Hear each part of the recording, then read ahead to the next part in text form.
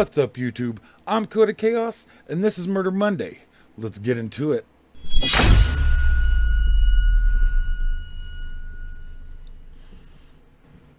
Welcome back, guys. So Dee Dee and her daughter Gypsy were anything less than your average neighborhood family, but they made it work for them. And ironically, Dee Dee had changed her name from Claudine after being confronted by her family about the mistreatments of Gypsy and the possible poisoning of her stepmother. What's even crazier is how much Dee Dee was benefiting from charities like the Make-A-Wish Foundation and the Ronald McDonald House. Let me not forget to mention that when Dee Dee knew that Gypsy would have to talk to caseworkers or doctors, she would medically induce Gypsy to make her mimic actual illnesses. On top of that, Gypsy underwent multiple surgeries, including having a feeding tube inserted into her stomach. According to Dee Dee, Gypsy suffered from leukemia, muscular dystrophy, asthma, and even had the mind mentality of a 7-year-old due to pregnancy complications. All that Gypsy knew was she was able to walk but had to pretend that she couldn't. Everything else that Dee Dee subjected her to and told her was wrong with her, she believed. Shockingly, some of the doctors who examined Gypsy throughout the years never found any evidence of the claimed disorders.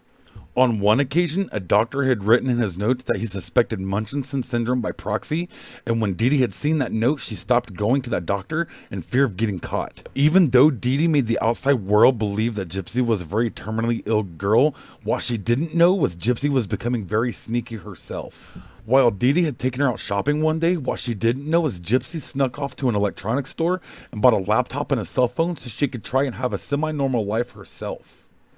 After getting access to the internet, Gypsy had joined a Christian dating site where she would meet who would then be her boyfriend, Nicholas Godejohn.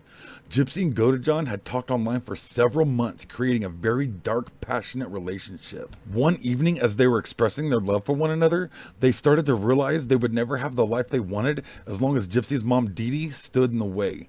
That's where things started to take a dark turn. One late night, Gypsy and Godejohn were online talking to each other about ways they could be together, which jokingly brought up the plan of killing her mom, Dee Dee, which they called Plan B. Godejohn started telling Gypsy about his second dark personality and how he thought that side of him could kill her mom, Dee Dee.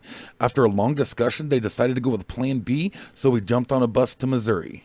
While on the way to Missouri, Gypsy had let Godejohn know that everything he would need to get the job done would be waiting on the porch when he got there. When Godejohn got to Gypsy's house later that night, he had walked up on the porch and there was a knife and a pair of rubber gloves waiting. He had texted Gypsy to let her know that he was there and he was ready to go. Gypsy then let him in the house. Once Godejohn made it into the house, he told Gypsy to go to the bathroom and not come out until he came and got her, and then he made his way to the bedroom where Dee Dee was sleeping. In June of 2015, neighbors became startled when they seen an unusual post on a shared Facebook page about somebody being dead. Sheriffs in Missouri were also shaken, so they went to the home to go check on the welfare of Dee Dee and Gypsy Blanchard. When police had made it inside the home, they had walked into a gruesome crime scene where they had found Dee Dee Blanchard laying face down in her bed with stab wounds all across her body that had killed her several days earlier. After further investigation, they had counted 17 stab wounds and a cut on her neck all the way to the bone. According to neighbors, when questioned, Gypsy was wheelchair bound and unable to take care of herself, but ironically, her wheelchair was found in the home along with her medications, which led police to believe that she may be in danger.